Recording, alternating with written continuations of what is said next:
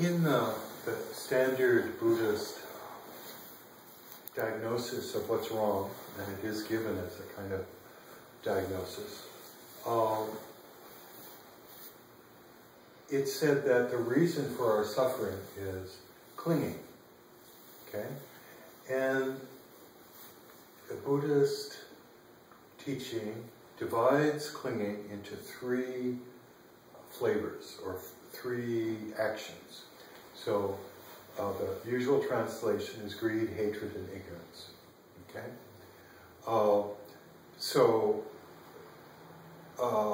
With greed, it means we're distracted by going after something. We want more sex, chocolate, pizza, whatever. Okay? So that's fairly obvious. Greed, hatred, or sometimes translated as aversion. So that's the opposite. That's, I don't want that. Go away. I don't like you. I don't like any Republicans. I don't like any street people. I don't like alcoholics. I don't like whatever. So aversion, greed, hatred, greed, anger, and aversion. And the third is greed, hatred, and ignorance is the usual translation.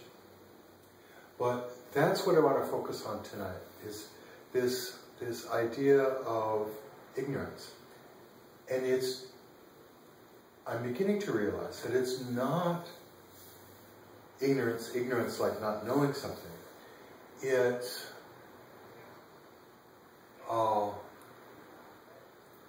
being confused and being in denial. Let me read our version of ignorance, or the origin of suffering. I'll read it from our guide here. The truth of the origin of suffering lies in our clinging to people, places, things, ideas, opinions, and even to some idea of what Buddhism is. We also cling to the illusion of a permanent self. This is one of the last attachments to be extinguished in practicing the way. The Buddha used the word nirvana to refer to liberation from suffering. The term refers to the extinguishing of a fire. In this analogy, the flame clings to its fuel, the firewood or the candlewood. This burning, which is an analogy for an inflamed sense sphere, so wanting sex, food, money, whatever. This inflamed sense sphere will not cease until the flame lets go of its fuel. We burn with lust, with aversion, and with our confusion or ignorance. Another analogy in traditional Buddhist lore is that of the monkey who reaches into the hole in the coconut to get the sweets that are inside. He can never, it's a trap, because he can never extract his hand because he's holding on to the sweet part of the coconut. And so he can't get his fist out. Now, I said before, I want to focus on this confusion, this couple of things happened to me this week where I started thinking about this in terms of what the substance abuse field calls denial. I had a very tricky confrontation with someone who has a lot of, many years of sobriety, but he's gradually going crazy.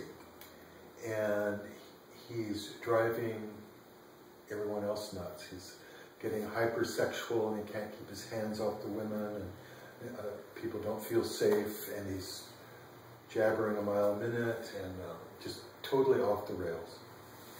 I told him a few weeks ago that he was off the rails. I used that term, and that he needed to. And then he was told by a professional that he needed to cool it. that he was creating an unsafe space in this meeting. So finally, I did a lot of research, and I found there aren't any psychiatrists in this county, or not permanent ones. So I heard about a woman who practices in Forks, and I got all the information, the address, the phone number, and so on. And she had really done well with a very complicated case that I knew about. And so I had all this information,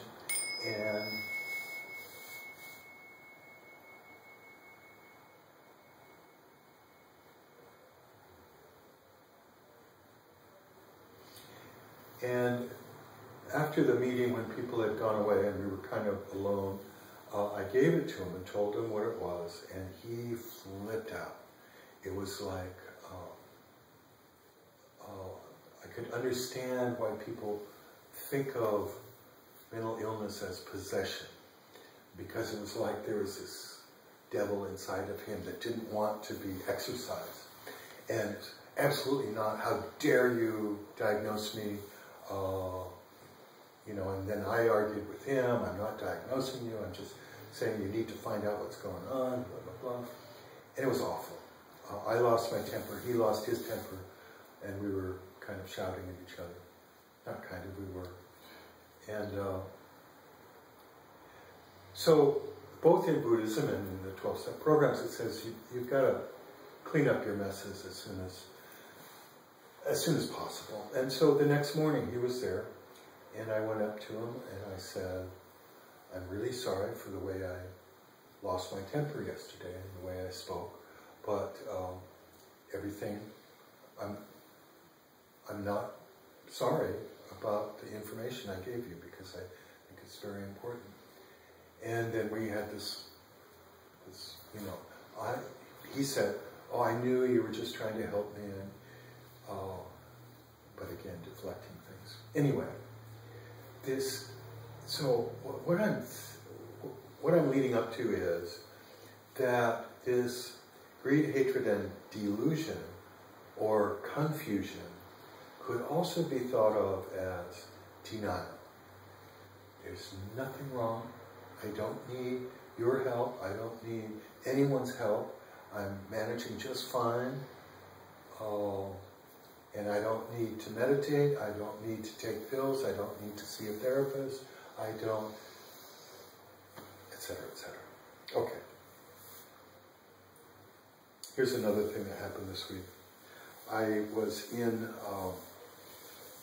Safeway, and I find Safeway very complicated now, because they've got this computer thing, and you've got to have a printout of it's called Just For You. I don't mean to advertise it, but it says personalized discounts on things, and you really have to be prepared. And I'm forgetful and clumsy, and so I've got to take out my Safeway card. Then I have to print out the discount things to have them with me so I can read them. And then I've got to have my walking stick, and then I've got a bag to put stuff in, and pretty soon I'm just tottering around. So anyway, I made it out. I got the things that were actually on my list. Usually I walk into the store and completely blank out. You know, I used to be able to walk in the store and just go through the list mentally. No more. Anyway, finally I got through the checkout, and I set things down and kind of reorganized my wallet, put the ID back, put the card back, put blah, blah, blah. And then I'm walking out the door, and I realize that I really should have one more bag, because something in my cloth bag was dripping. And so I turned, and there was this employee standing there, and she was just cleaning something. And I said, oh, do you have an extra Safeway bag? And she lost it. She said, you know, what did she say?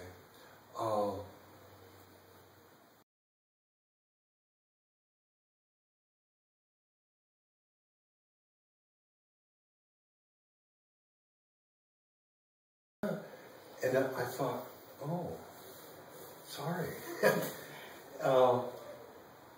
And then I spent the rest of the day with that dialogue. Oh, I should have said this. I could have made this sarcastic remark. I could have done this. I could have done that. And so I'm spending my day rehearsing and reversing this whole thing. And wondering how unfair it was and how so on.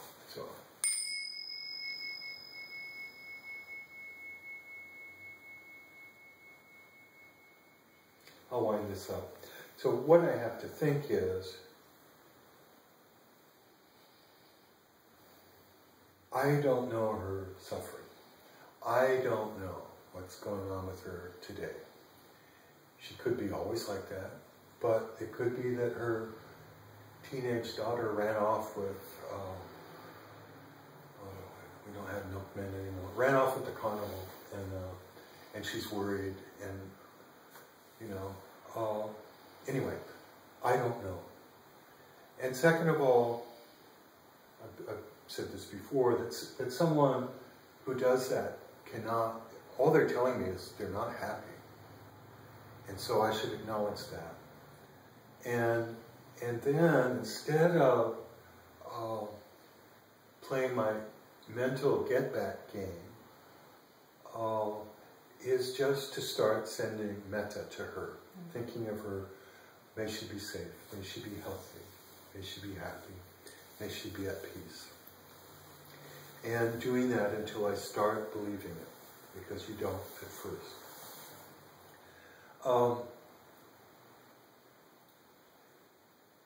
So, I think this denial, this anger, this confusion is an important part of the analysis of clinging. And I'd like to pursue that a little more as we go on, but that's enough for tonight. Does anyone have any comments or questions?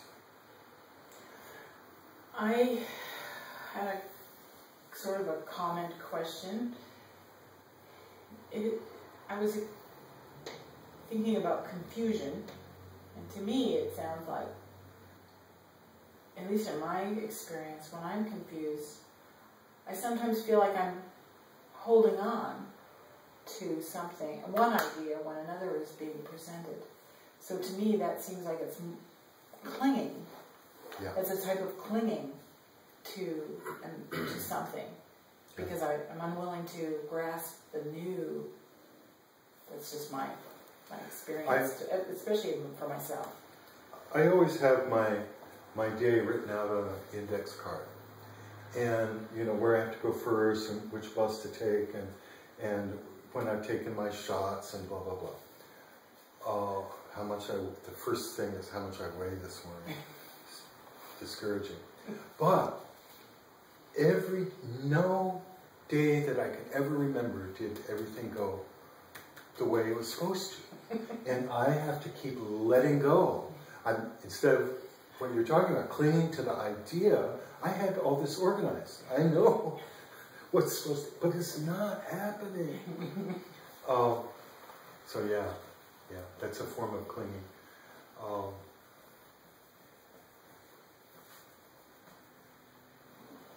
Any other ideas? People like to know what to expect. Yeah. They really feel. I struggle with that. I think a lot of people do. That feeling unsure is not feeling comfortable. Yeah. And like when you work with kids, toddlers, you learn that having a set schedule every day really helps them feel comfortable. Yeah. They know what's going to happen. And I've definitely been working on the hard part is just recognizing that I'm uncomfortable, because like the plan changed and I didn't know about it, or blah blah blah. And that seems to be the biggest hurdle. Not that the new plan is a problem or that anything is messed up. It's just that I don't know what's going on, or my plan didn't go. That's why in pedagogy at all levels, including adult learning. You say, you know, describe first what's going to happen, like I try and do, especially if there's newcomers. You know, first we do this, and then we'll do that. And so people do get kind of a roadmap, because structure reduces anxiety. The more structure, the less anxiety. So I was supposed to read a poem to end this, so let me read this. It's another, I'll do this next week. Another element of this that I'll follow up next week is slowing down and smelling your coffee. You guys know, this is from a Japanese poet. Miso soup is a very common breakfast in Japan. So miso soup is kind of all different colors, but from yellow to even orange. And then they usually have green onions floating on top. And so this guy is talking about this in his breakfast. So let me read it. It's a very short poem. This is by Alan Chung Lau, and this is Morning Reflections over the Miso Soup, and it's for Kazuko. The silence of knife flapped on cutting board speaks to me of morning. Mottled leaves, fat robins finishing off berries, the dog who won't leave the door, spears of scallions sprinkled atop the steam of miso, bobbing green boats in a hot brown sea. My wife wants to know what time it is.